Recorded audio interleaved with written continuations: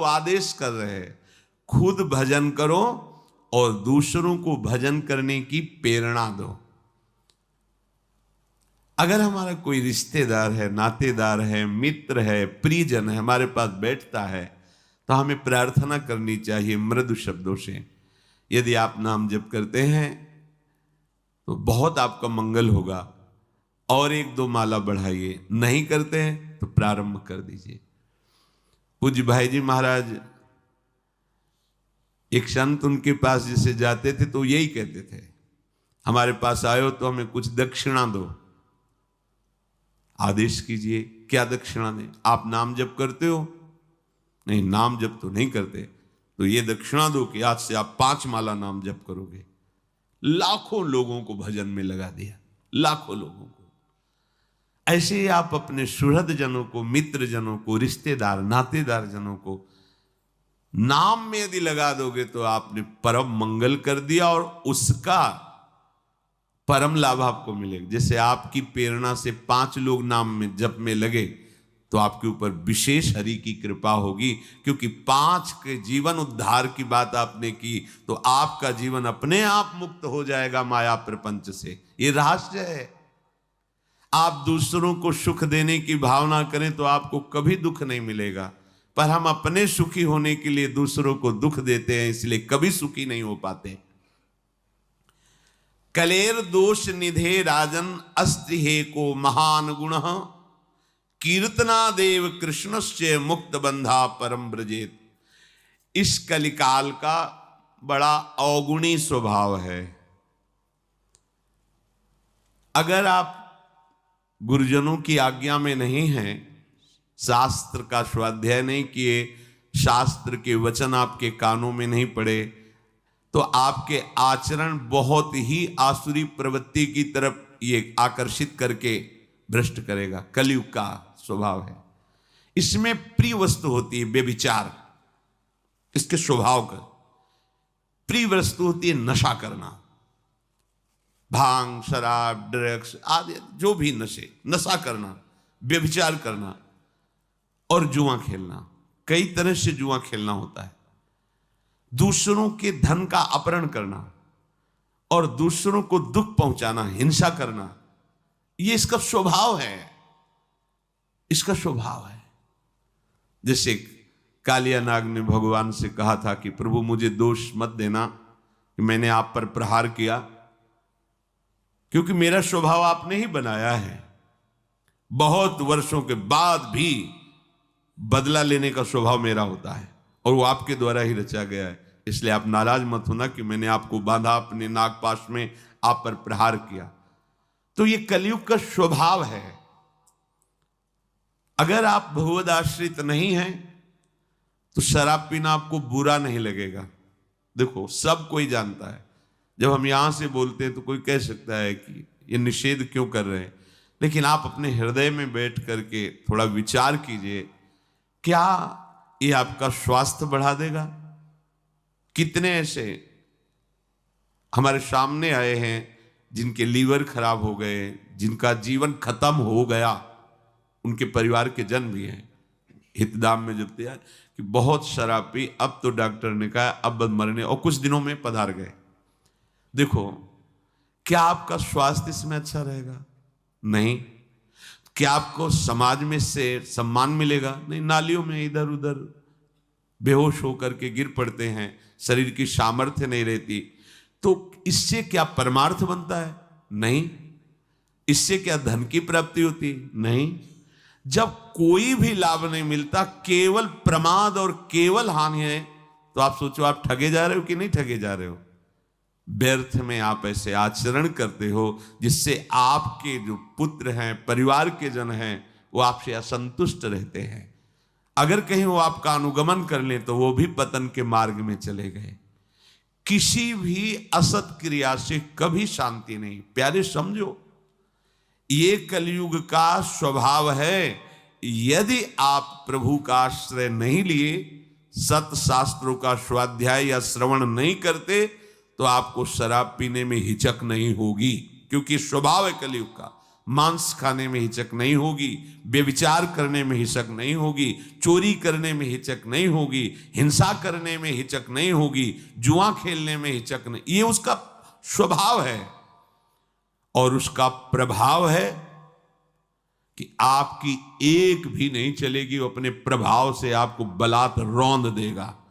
इसलिए हित सजनी स्वरूपा महाप्रभु कह रहे, पाए जान जगत में सब जन कपटी कुटिल कलयुगी टंचु। तो कह रहे अगर इस कलयुग के प्रभाव से तुम्हें कोई बचा सकता है तो इसका एक बहुत बड़ा गुण है। अगर इस कलयुग में नाम जप किया जाए, नाम कीर्तन किया जाए, तो इसका कोई भी स्वभाव या प्रभाव आप पे लागू नहीं होगा और आपका हृदय निर्दोष होकर भगवान की प्राप्ति के योग्य हो जाएगा। एक ही उपाय है, नाम कीर्तन, नाम जप, भगवत चर्चा करना, भगवत चर्चा सुनना। नान्तं विदाम्यहममी मुनयोऽग्रजास्ते माया बलस्य पुरुषस्य कुतो परेये गायन गुणान दश शतानन आदिदेवः शेषाधुनापि समवस्यति नास्य पारम। भगवान की माया शक्ति पर कोई विजय पा सके असंभव, पर विजय पाई जाती है तो कैसे? बोले जिनका हजारों मुख से यशगान भगवान शेष जी करते रहते हैं पर उनके गुणों का पार नहीं पाए, उन प्रभु का नाम जप, उन प्रभु का नाम कीर्तन तुम्हें माया पर विजय प्राप्त करा देगा। माया भ्रम, अज्ञान, अविद्या। जो भगवान के नाम गुण का कीर्तन करता रहता है, श्रवण करता रहता है, उसको प्रगट में भी कभी कोई परास्त नहीं कर सकता। ऐसा नहीं कि परास्त करने नहीं आएगा, परास्त करने आएगा। काम, क्रोध, लोभ, मोह या संसार का कोई व्यक्ति, घटना, परिस्थिति आते हैं, विघ्न तो आते ही हैं, सबके जीवन में आते हैं। पर नाम चल रहा है, बड़ा चमत्कार जीवन में प्रकट होता है नाम का। ये जो हम भगवत भक्तों के चरित्र आपको गुरु कृपा से जो सुनने को मिलते हैं, सुनाते हैं, उनसे हमें एक बल मिलता है। वो एक छोटी जीवनी की धरा से एक भगवत स्वरूप स्थिति को प्राप्त होते हैं। जैसे हम शरीरासक्त होकर विषयों में, भोगों में लगे, एक छोटी धरा है। शरीर और भोगों का त्याग करके निरंतर ब्रह्माकार भगवदाकार वृत्ति, ये बड़ी धरा है। छोटी धरा से बड़ी धरा तक, इसमें तर्क वितर्क या संशय की कहीं कोई भी गुंजाइश की जरूरत नहीं। भक्तों के चरित्र श्रवण मात्र से प्रभु के नाम रूप लीला धाम में रति होती है। आपके मुख में भगवान नाम चल रहा है तो कोई भी आपको परास्त नहीं कर सकता। बड़ी महिमामयी इस महाभागवत की बात है। सुधन्वा जी, ये एक चंपापुरी नाम का राज्य था। वहां के राजा हंसध्वज जी थे, उनके पुत्र थे श्री सुधन्वा जी। परम धार्मिक, धर्मपूर्वक राज्य का शासन करना और प्रभु की भक्ति में रत रहना और योद्धाओं में सर्वश्रेष्ठ वृत्ति रखना, ये हंसध्वज राजा का प्रभाव। पूरी प्रजा को अपने पुत्र की तरह पालन करना। राजा पूरे देश का पिता है और प्रजा पुत्रवत राजा के द्वारा पोषित होती है। जो प्रभु का भजन करते हैं, ये न समझा जाए कि वो गरीब ही लोग भजन करते हैं, भिखारी लोग भजन करते, ऐसा नहीं। ये प्रभु का भजन जो करते हैं वो गरीब नहीं है, जो प्रभु का भजन नहीं करते वो गरीब है, क्योंकि अंतिम समय उनके पास कुछ नहीं रहता, तो हुए ना निर्धन।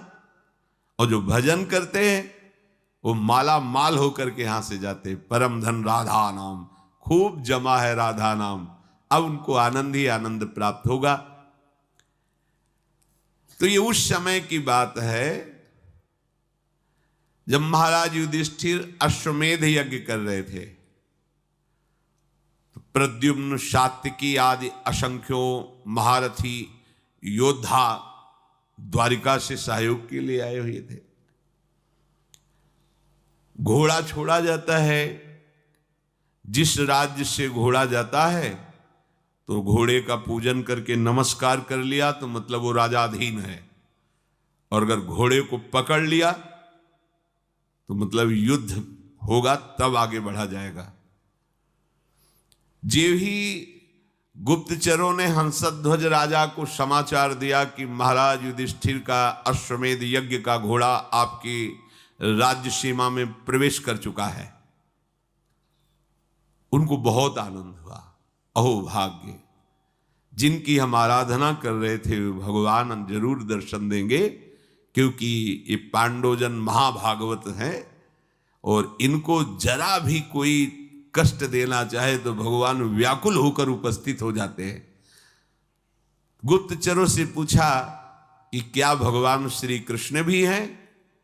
बोले उनके तो दर्शन नहीं हुए, पर हां द्वारिका की सेना भी उपस्थित है, तो उनका दर्शन जरूरी है। वैसे अगर वो होते तो घोड़े का पूजन करते और प्रभु के दर्शन कर लेते, पर प्रभु नहीं है तो अब दूसरा उपाय करना पड़ेगा दर्शन के लिए। आदेश किया महाराज युधिष्ठिर के अश्वमेध को पकड़ लिया जाए। पकड़ लिया गया, जे ही पकड़ा गया तो अब इतने महान महान महारथी, साथ में अर्जुन जी भी हैं, सात्यकी जी हैं, प्रद्युम्न जी, बड़े बड़े महारथी, हर्षपूर्वक युद्ध का जयघोष किया गया। हंसध्वज जी ने आदेश कर दिया तत्काल सेना उपस्थित हो, अगर तनिक भी विलंब किया गया तो खोलते हुए कड़ाह में उसे डाल दिया जाएगा। नगाड़े की ध्वनि पूरी होते होते पूरी सेना नगर के बाहर आ जानी चाहिए। ऐसा सावधान भी रहते हैं सैनिक, कभी भी राजा का आदेश हो जाए। स्वयं बड़े गजराज पर चढ़कर हंसध्वज भगवान श्री कृष्ण को प्रणाम करके मानसिक, और अर्जुन